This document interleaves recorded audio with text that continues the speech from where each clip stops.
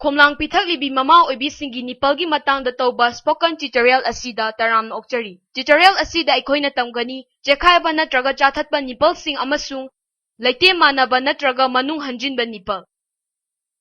Ahanbagi fibam asi chekhaiba natraga chathatba nipple singni. Masi mamagi chekhairaba nipple dagi I thorakpa fibam aduni. Masina maram oiduna nipple adu kangba amadi hagajaba fawhali. Hauzik aikoi chekhaiba natraga chathatba nipple sing ohenbagi maram adu yenglasi. Nipple dagi khomlang pithakpa mahik manai natraga bacterial infection. Khomlang iluba khudingi nipple chamthokpagi hainabi leiba amasung angangna marai lonsinba. Aikoi hauzik nipple na khomlang pithakpa dagi haurasi. Nipple na khomlang pithakpa asi nipple chekhaiba natraga chathathanbagi khwaidagi ahanba maramni. Nipple na khomlang pithaklingai matamda nipple adu angangi yanunggi akanba saruk na tai. Angang na nipple adu marai amadi akanba ngaugi saruk na chapsili. Nipple chapsinba na maram oiduna khomlang pithakpada chaina fawi amasung nipple adu chekhaiba natraga chathatpa oirai. Nipple na pithakpa asi khomlang pithakpagi kangnon ningthizana pangthoktabadagi oirai. Maram aduna khomlang pithakpada fibam ningthizana sembigadabani. Masina nipple na pithakpa na maram oiduna nipple da chathatpa natraga chekhaiba thokloi.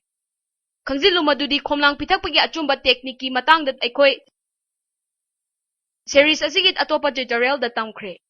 Kauroidabadi chekhaiba natraga chathatpa nipple gi mawong chumna pithaklabasu anaba fawi. Kariguma mama aduna mawong chumna asum pithakpa haurabadi nipple gi anaba adu tapna hantahangani. Mathang asidi mahik matai natraga bacterial infection ni.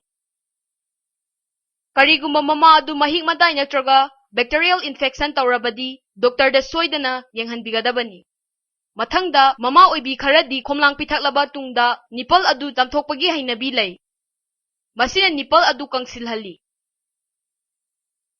Maram aduna hainabi asti thadokpigadabani. Khangjinbiyu mama oibina irujaba matamda nipple adu chamthokpiba yai. Adubu nipple adu chekhai khrabadi khomlang iluraba khudingi matungda chamthokpigadabani. Chamthoklaba matungda mamana asokpa aduda khomning adu laibigadabani. Maramdi khomninggi sarukta infection mayoknaba ngamba amadi asokpa fanba ngamba machalsing yawi. Asumna angangi machindagi mahiksing adu chekharaba nipple da changhande. Mathang asidi angangna marai lonsinbani. Marai lonsinba matamda angangi laiton adu machingi makha thangba sarukta napsinduna lei.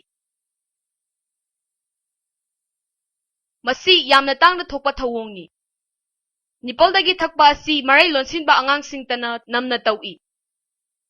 Karigumba angang adu marai lonsinba tarabadi khomlang pithakpa mawong chumna pangthokpada natana operation su tawthokpigadabani.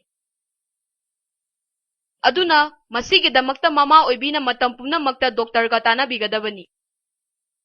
Hauzik chekhaiba natraga chathatpa nipple gi layengi matangda yenglasi. Karigumba mama adu nipple chekhaiba natraga chathatpa oirabadi health worker da mama gi nipple amasung khom adu yengthokpigani.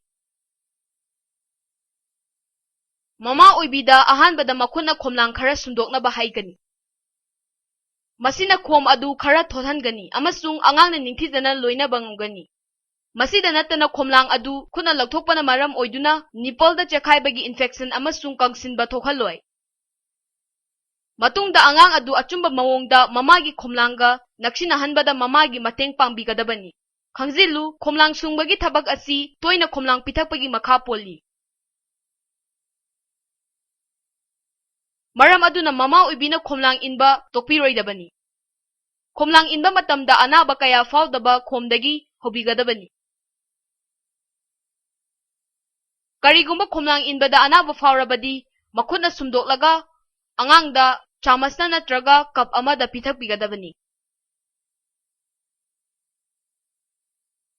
Loinana hana haikhiba adugumna khomlang pithakpa loiraba khudingi asokpa mafamda khomninggi drop khara taibigadabani. Khangzilu chekharaba natraga chathatlaba nipple natraga karisu tawdaba nipple da makhagi sing asi sijinabiroidabani. Sapon, thau, lotion, balm amasung perfume. Makhoi sing asina thumhanba yai. Mamagi nipple adu chekharaba natraga chathatlabadi masina hena wahangani.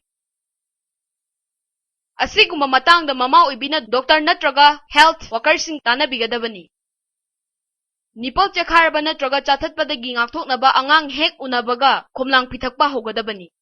Matam pumnamakta khomlang pithakpa matamda angangi makok adu ningthijana paibigadabani. Mathangda aikoina nainagadaba nipple gi mawong asi leite manaba natraga manung hanjinba nipple gi matangdani. Leite manaba nipple asi areola gi changdagi wangba hengatte. Adum oinamak ona tainana nipple adu manung lomda changki. Leite manaba natraga manung hanjinba nipple na khomlang pithakpada apanba amata pide haibasi mama oibisingna khangjinbigadabani. Maramdi angangi machinna mawong chumna chingba asi areola da lay, nipple da leite.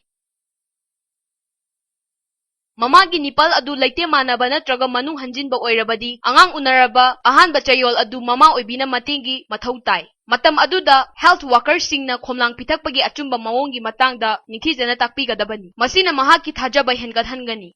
Ningsingbiu karigumba mamagi nipple adu leite manaba natraga manung hanjinba oirabadi henna fajana naksinanabagi damak khwaidagi faba khutpai adudi cross cradle hole. Football hole amasu nangal tunglomda tingthoktuna leitana fambagi mawong aduni.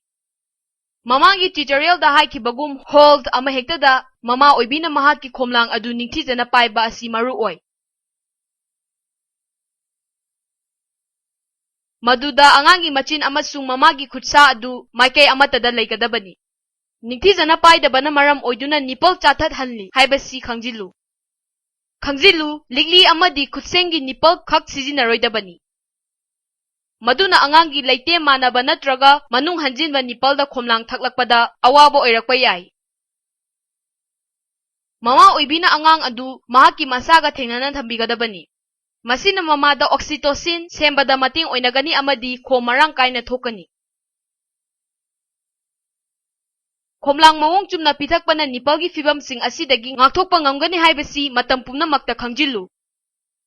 Masida khomlang ilibi mama oibisingi nipple gi fibamgi matangda tauba tutorial asi loire. Tutorial asi naroibam dinamanina Manipuri da handoklaga Jaljita naroibam na khudol tamjabani. Saruk yabibagi damak thagatjari.